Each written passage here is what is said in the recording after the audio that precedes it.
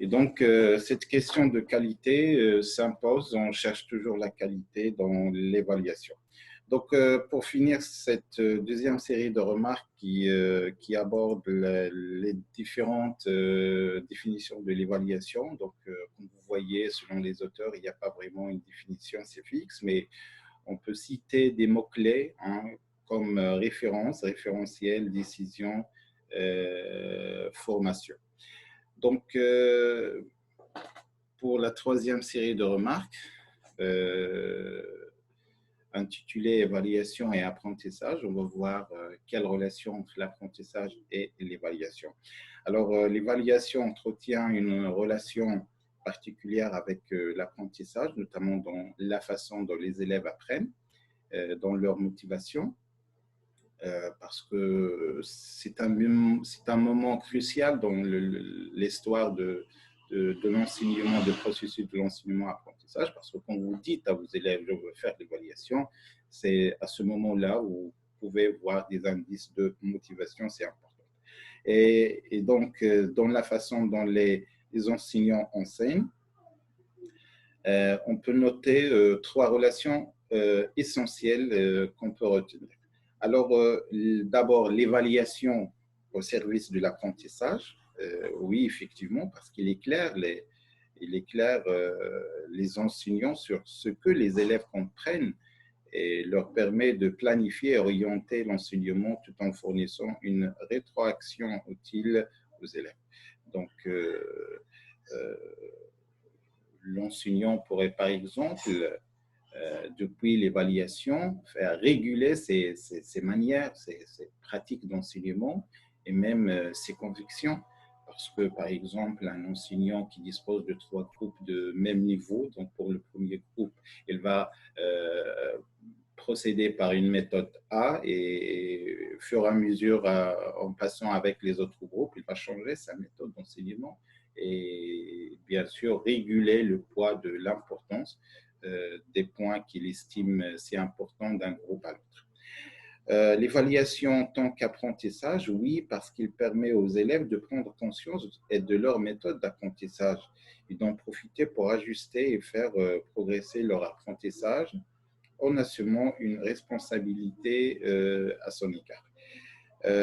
Oui, l'évaluation, c'est également un acte d'apprentissage. Parce qu'en disant à un élève que vous n'avez pas répondu à la question correctement, ou bien ta réponse elle est fausse, donc tu lui donnes un indice qu'il doit faire un effort pour réguler, pour combler les difficultés qu'il a, en fait, lui donner une image que ses apprentissages ne sont pas vraiment complets dans un sens.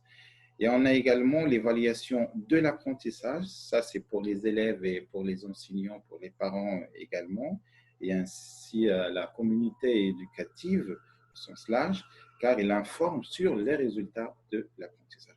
Donc, voilà les 3 points. L'évaluation au service de l'apprentissage, c'est important d'évaluer pour le service de l'apprentissage. C'est important d'évaluer en tant qu'apprentissage, plus particulièrement pour les élèves, pour les apprenants.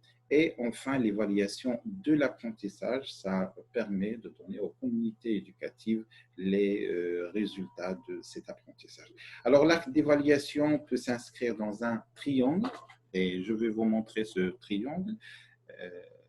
Dans les sommets figurent de 3 pôles entre lesquels s'affrontent le plus souvent les différentes conceptions et les différentes pratiques de l'évaluation.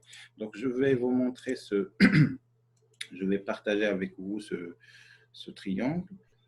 Alors, voilà. Donc, voilà le triangle. Non, c'est pas ça. Alors, voilà le triangle, je pense. Voilà. Alors, ce triangle,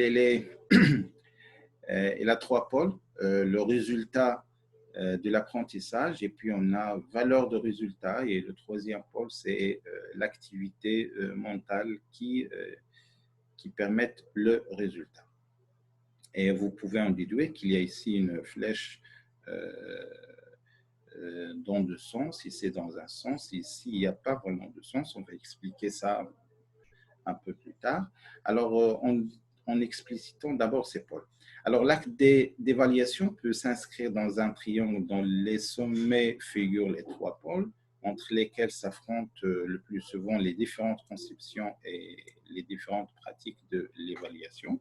Il y a d'abord le résultat de l'apprentissage. Je parle de ce sommet. C'est un produit au comportement qui correspond à ce que l'apprenant sait et sait faire au moment et dans les conditions où il est évalué. Alors, l'évaluateur recherche principalement la présence et la maîtrise du savoir, de compétences, c'est-à-dire la réussite, l'échec en rapport avec les critères d'évaluation retenus. Pour le deuxième point,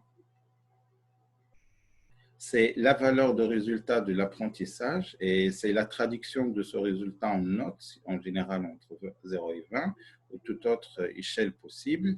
L'information évaluative. Et donc, pour ce deuxième point,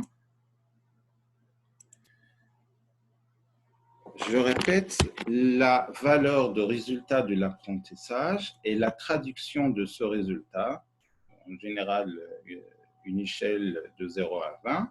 L'information évaluative consiste à donner une valeur au résultat d'un apprentissage.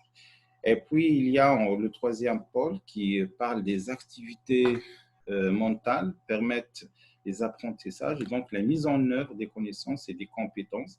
Il s'agit de tous les processus intellectuels, cognitifs, socio-cognitifs, culturels, etc., qui sont se manifester directement de façon visible. Donc, j'ajouterais que ces différents pôles entrent en interaction, c'est-à-dire le pôle d'activité et pôle de résultat, et non pôle résultat et pôle de valeur, parce que la valeur, la note ne peut donner d'indication sur le processus mental. Ben, effectivement, avoir un 4, ça ne veut pas dire que le processus mental évoqué par l'apprenant est-ce qu'il est correct ou pas correct.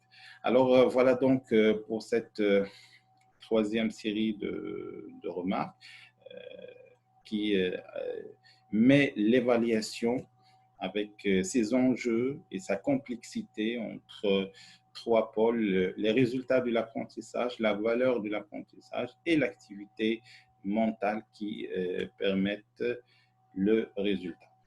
Donc, c'est ceci en gros proposé dans cette vidéo. Donc, merci de votre attention.